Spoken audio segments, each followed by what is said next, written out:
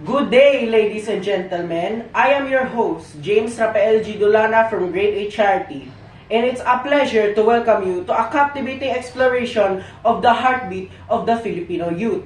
As we embark on this journey together, let us heed the wisdom of Jose Rizal, who once declared, "The youth is the hope of our future." Today, we dive in the vibrant world of the Filipino youth where tradition meets innovation and resilience intertwines with dreams. Much like a symphony that blends classical melodies with contemporary beats, the Filipino youth navigate the harmonious fusion of tradition, modernity, and your seasoned advocate for cultural preservation or tech-savvy enthusiast, the tapestry of Filipino youth's journey touches us all in profound ways. Embarking on this exploration with an open heart, we will uncover the rich values that define the Filipino youth, examine unique challenges they face in a rapidly growing world, and celebrate the transformative spirit that makes them the true architects of tomorrow. Echoes of Heritage will unravel the cultural tapestry that shapes the values of the Filipino youth, reflecting the echoes of a rich and diverse heritage. Navigating the digital current. Join me as we delve into the challenges posed by the digital age, where the Filipino youth balances tradition with unique pace of technological progress. Bonds beyond blood. Explore the profound impact of family ties in the identity and aspirations of the Filipino youth. Beyond the horizon, together let's envision a Filipino youth as agents of change, forging a path where tradition, progress coalesce to the shape of promising future for our nation. The Filipino youth grapple with a shifting cultural landscape as tradition values encounter the influence of globalization, rapid technological advancement, and increased connectivity expose them to a diverse perspective, challenging the preservation of local customs. Education plays a vital role in shaping values, yet external factors such as media and peer influence contribute to complex value dynamic. There is a need for open dialogue between generational to bridge understanding and preserving essential aspects of Filipino heritage. The prevalence of Western ideals in media and digital platforms is evident in the evolving taste and preferences of Filipino youth. Reports of generational gaps and misunderstandings within families and communities further emphasizing the existing challenge in preserving traditional values. Educational discussions and studies often point to a discernible shift in priorities and perspectives among the younger generation, an increase in individualism and departure from collectivist values are observable indicators of a changing societal landscape. These pieces of evidence collectively highlight the complex nature of challenges faced by Filipino youth in navigating their values. Causes of challenges in Filipino youth values are multi-phased. Globalization and increased exposure to Western influence throughout media contribute to a blending of cultural identities, socioeconomic factors, and urbanization may lead to a disconnection from tradition, community values, educational systems that don't effectively integrate cultural preservation could exacerbate the issue. Additionally, the rapid pace of technological advancements might create a gap between generations in terms of value and communication. These factors collectively contribute to the complex landscapes influencing the value of Filipino youth.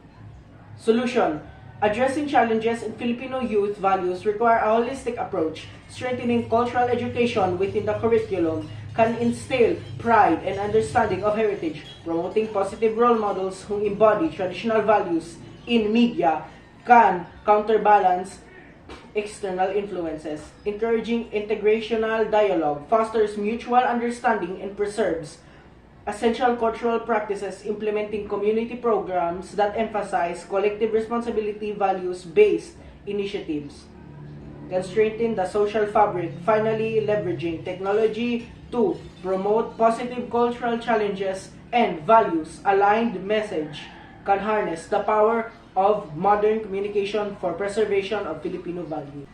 Problem 2, patriotism and nationalism. Challenges among Filipino youth regarding nationalism and patriotism stem from a variety of factors. Globalization can lead to dilution of national identity as external influences become more prominent. Economic disparities might create a sense of detachment from the nation's progress. For some individuals, educational gaps in understanding the country's history and values may contribute to the lack of patriotism among Filipino youth. Evidence of the existence of the problem. Today, young people are taught or is being taught by friends, families, to be self-independent and not only to ponder their well-being. Movies and songs also stop showing patriotism and partisanship, and as well as other reasons that make them forget their national heritage. The Department of Education needs to give reference and importance on how nationalism and patriotism is being engraved in the minds of the Filipino youth. We convince the ROTC program is designed to build solid foundation to instill patriotism and nationalism among Filipino youth to become useful citizens who possess the skill, the knowledge, and the heart to uphold and defend the country's national institution and sovereignty, said by the National News Agency. Cause of the problem.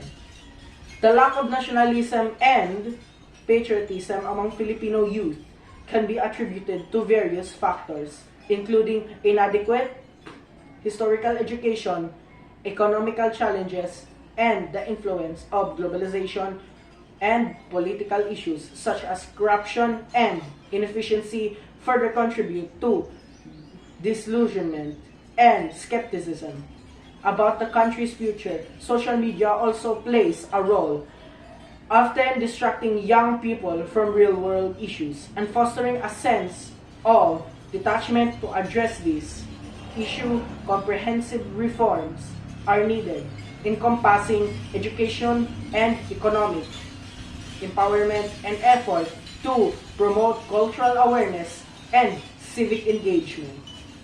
Solution. To combat the lack of nationalism and patriotism among Filipino youth, several strategies can be implemented. Enhancing the school curriculum to include comprehensive education on the Philippine history and culture is essential, providing economical opportunities through vocational training and entrepreneurship. Programs can empower young people and instill a sense of powership in their country. Future, promoting civic engagement through initiatives like community service and youth-led advocacy efforts can foster the sense of responsibility and belonging.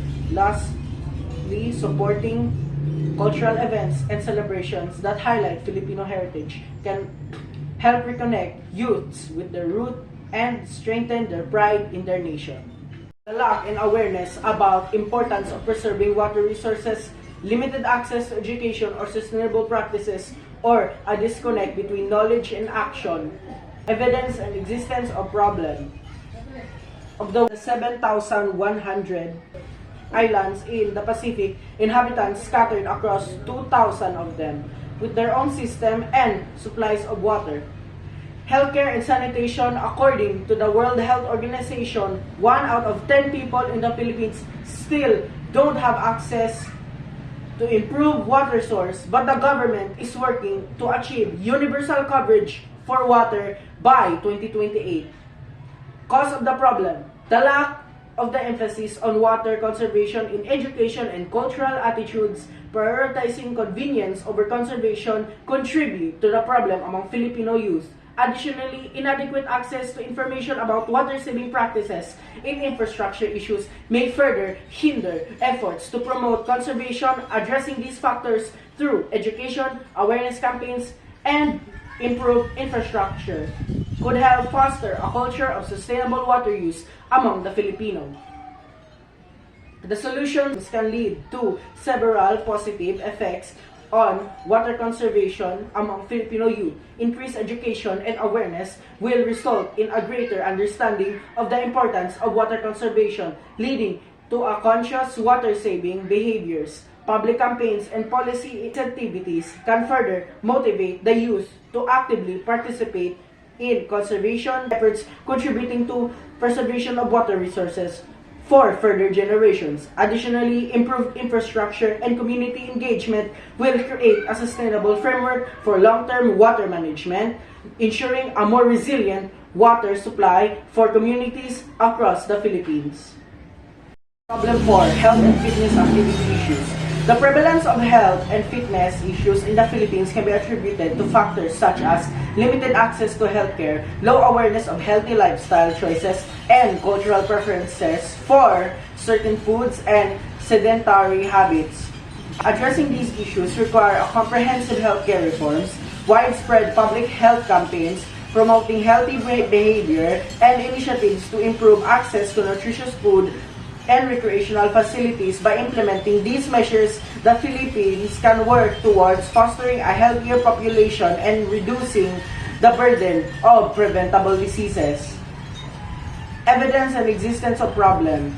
The 2022 Philippine Report Card on Physical Activity for Children and Adolescents provide a comprehensive assessment for physical activity and other related behaviors, including the various factors and setting that influence these behaviors. It serves as an advocate tool to increase awareness of the physical activity situation among children and young people in the country. This article describes the development and results of the first Philippine Report Card on Physical Activity for Children and Adolescents. Cause of the problem. The causes of health and fitness issues in the Philippines are multi-phase, including factors such as limited access to healthcare services in rural areas, insufficient education on healthy lifestyle choices, and economic challenges, leading to the consumption of cheap, unhealthy food options. Additionally, cultural norms and societal pressures may prioritize academic or work-related responsibilities over physical well-being, contributing to sedentary lifestyles. Addressing these root causes necessities comprehensive strategies that focus on improving healthcare infrastructure, promoting health education, and fostering supportive environment for physical activity and nutritious eating habits. Solution. To address health and fitness issues in the Philippines, it's essential to improve access to healthcare services, especially in rural areas, by investigating in infrastructure and telemedicine, implementing comprehensive health education programs in schools and communities, can raise awareness about healthy lifestyle choices, including nutrition and physical activity, creating supportive environments for wellness through policies to regulate unhealthy food marketing, and expanding public spaces for recreational activities is also crucial. Problem 5. Mental health and academic stress. The prevalence of mental health issues and academic stress among Filipino youth can be attributed to various factors, including societal pressure to excel academically, lack of awareness and stigma surrounding mental health, and limited access to mental health support services. Additionally, socioeconomic disparities may contribute to stresses related to academic performance and future prospects. Addressing these challenges require a holistic approach that includes promoting mental health education and awareness, implementing support systems with educational institutions, and expanding accesses to mental health services tailored to the needs of Filipino youth. Evidence to the existence of problem. Academic pressure in the Philippines has been found to have significant impact on mental health of students. Intense pressure to succeed in school. Education, coupled with increasing competitiveness of society, has led to negative effects such as depression, anxiety, behavioral problems, and even youth suicide. A survey conducted among Filipino university students identified several factors associated with higher levels of depressive symptoms, including dissatisfaction with one's financial condition, frequency of smoking and drinking, and not living with biological parents. The National Mental Health Program in the Philippines aims to address these. issues, establishing psychiatric wards in university and private hospitals, and promoting community-based mental health care. It is crucial to develop a better understanding of student depression and its risk factors through more surveys and research to inform public debate and practical actions to address this mental health problem. Cause of the problem. The causes of mental health issues and academic stress among Filipino youth can stem from several factors. Academic pressure from parents, teachers, and society to excel in school, coupled with competitive education system, can lead to high levels of stress and anxiety. Additionally, socioeconomic factors such as poverty, unstable family environments, and limited access to resources can exacerbate mental health challenges. Moreover, cultural stigmas surrounding mental health may prevent youth from seeking help or support when needed, further aggravating the problem.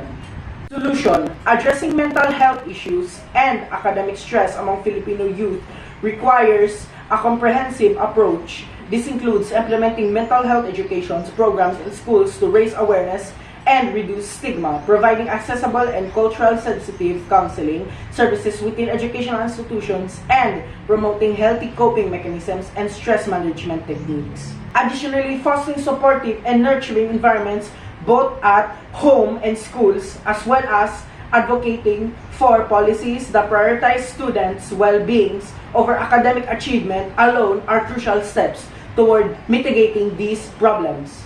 The mental health of Filipino youth is a growing concern, with stressors like academic pressure and social media impacting their well-being.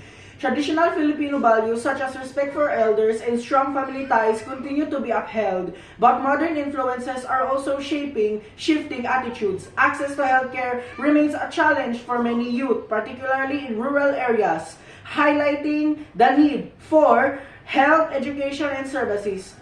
Water conservation is increasingly important due to climate change, necessitating education on sustainable practices among Filipino youth. Patriotism is demonstrated through civic engagement and pride in cultural heritage, but efforts are needed to address political apathy and foster a sense of civic duty among the youth population. Closing, as future leaders of the Philippines, it's imperative for the youth to prioritize their mental health, uphold their cultural values, advocate the accessible healthcare, champion watershed conservation efforts, and embrace a sense of patriotism. By doing so, they do not only ensure their own well-being, but also contribute to sustainable development and prosperity of their nation. Let us empower the Filipino youth to rise above challenges, embody resilience, and lead with compassion, integrity, and steadfast commitment to building a brighter, better future for the Philippines and the generations to come. To the Filipino youth,